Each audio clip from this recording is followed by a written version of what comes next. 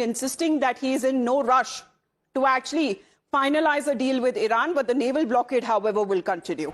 Now, Iran has been asserting maritime control. Iranian media has come out to share footage of the siege ships and has been now talking about, as far as they have been claiming, that there are several vessels that have been intercepted and seized by the IRGC, and the ships have been moving into Iranian territorial waters.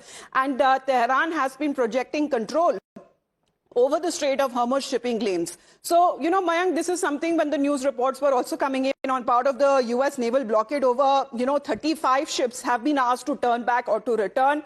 On part of IRGC, it has also been seizing ships.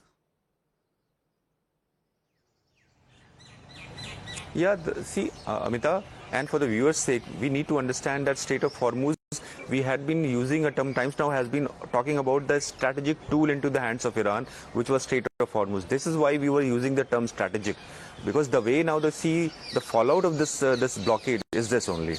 Now, the two conditions which were right from the beginning put across by the IRGC or Iran had been that they will be giving the permission for movement.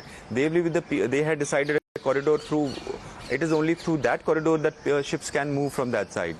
What we also need to signify is that it is not only Iran which was exporting fuel, energy, gas, or fertilizer products from that side. Saudi Arabia, Oman, Qatar. I mean, all these there are other more countries, Kuwait. So it had blockaded. I mean, rest of the people are finding ways and other means to export things, but primarily this was the passage.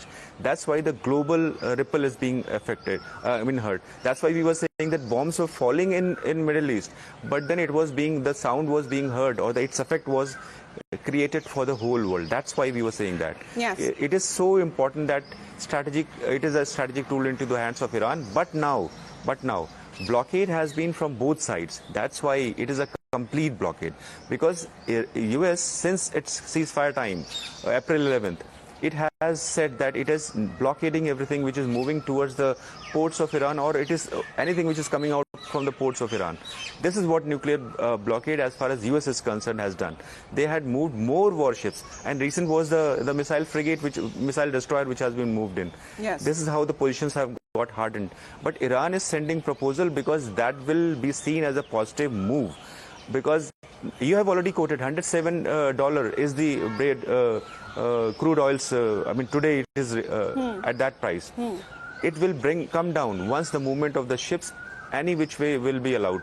Well, it did come down. Below the $100 barrel per mark, and this seems to be when the ceasefire was announced. But this is now coming at a time when the ceasefire has been announced, but there is still uncertainty. Has the war really ended?